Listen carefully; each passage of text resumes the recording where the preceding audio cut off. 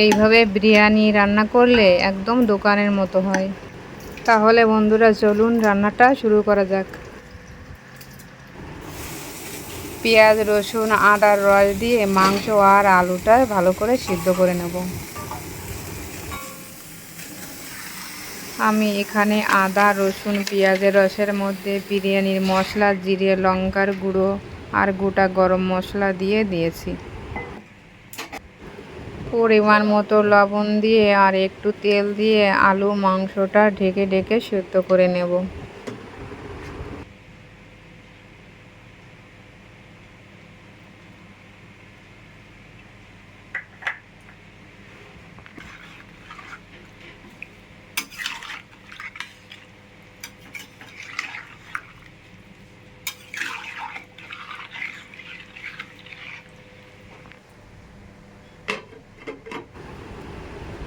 আলু আর মাংস সেদ্ধ হতে থাকুক। আমি ব্রেস্তা বানানোর জন্য কড়াইতে সয়াবিন তেল দিয়ে ব্রেস্তাটা বানিয়ে নেব।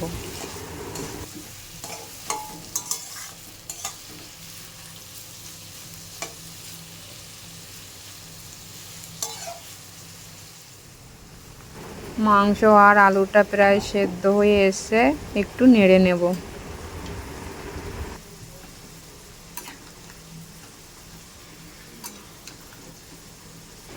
জলটা প্রায় ফুটে উঠেছে। গোটা গরম মশলা, তেজপাতা আর শাহি জিরে দিয়ে দেব।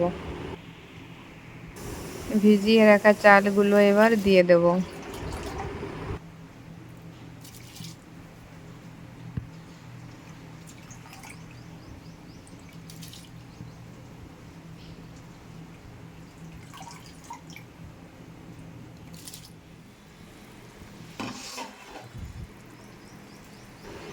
মাংস আর আলুটা সেদ্ধ হয়ে গিয়েছে, এবার তুলে নেব।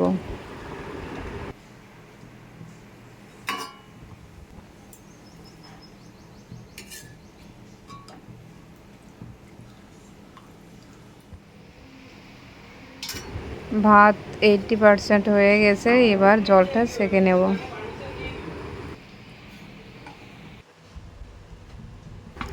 সেদ্ধ করে রাখা আলু আর মাংস আর ডিমগুলো দিয়ে দেব। উপর থেকে বিরিয়ানির মশলা আর ব্রেস্তা দিয়ে দেব।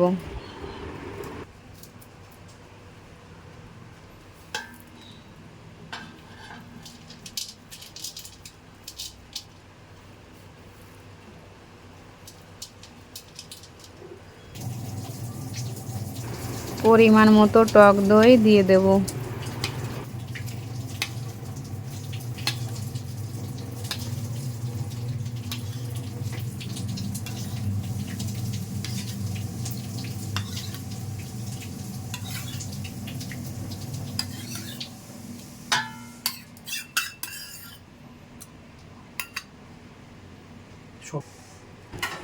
কয়েকটা কাঁচা লঙ্কা, আলু আর মাংস সেদ্ধ করে রাখা জলটা দিয়ে দেব।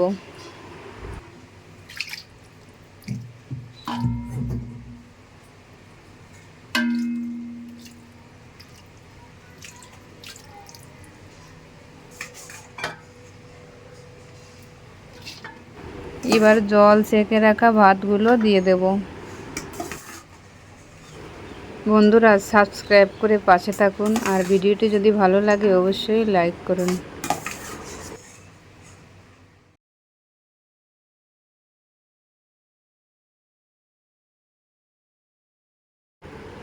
উপর থেকে বিরিয়ানির মশলা, ব্রেস্তা আর দুধের সাথে মিশিয়ে রাখা কেশর দিয়ে দেব।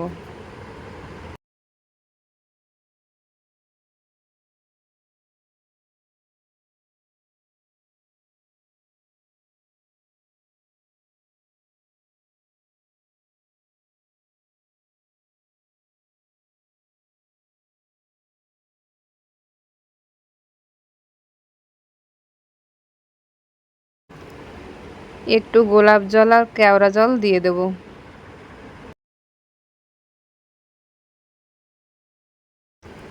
হাঁড়ির ঢাকনাটা দিয়ে ফয়েল পেপার দিয়ে সাইডগুলো ভালো করে মুড়ে দেব।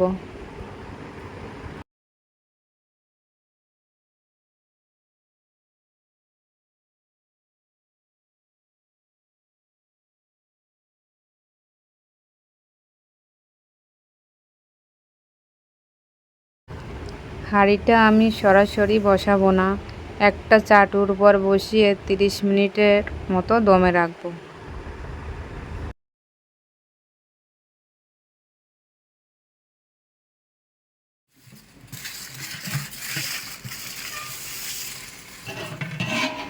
একদম দোকানের মতো পারফেক্ট বিরিয়ানি হয়েছে।